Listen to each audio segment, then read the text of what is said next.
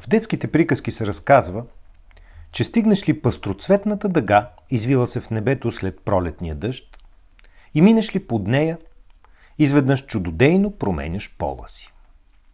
Момчето става момиче, момичето момче и настава едно весело объркване. Но не са необходими братя Грим или Шарл Перо, за да знаем, че приказките винаги са отражение на действителността, в която наистина има момичета и момчета, желаящи да са от другия пол или просто привлечени от собствения. И това се оказва проблем.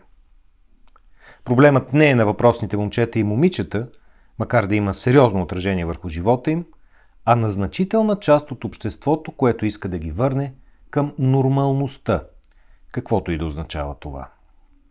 Която иска да ги поправи, макар да няма нищо за поправяне. Която иска да ги лекува, макар да няма нищо за лекуване.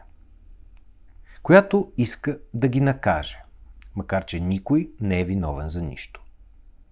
Ако някой е виновен за нещо, то тогава трябва да сме всички, които сме се родили хора.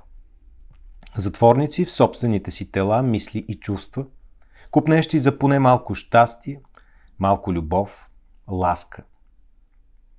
И ако стремежът на човека да бъде щастлив е едновременно величествен и вдъхновяващ, то няма прошка за онези, които се опитват да наложат на другите около себе си как точно да изпитват щастие. Кого имат право да обичат и кого не. Кое е редно. Не мога да повярвам, че продължава да има толкова много хора, които предпочитат да мразят, вместо да обичат. Които преценяват околните по тяхната сексуална ориентация, религия, раса, вместо по личните им достоинства. Прав беше Айнщайн, че само Вселената и човешката глупост са безкрайни, макар за първото да не е до край сигурен. Надявам се този брой да бъде лекарство против глупостта, въпреки че тази надежда е доста крехка. И все пак е важно да имаш позиция в името на достоинството и свободата на всеки човек да бъде себе си, а не проекция на чужди комплекси. Така че, смело напред.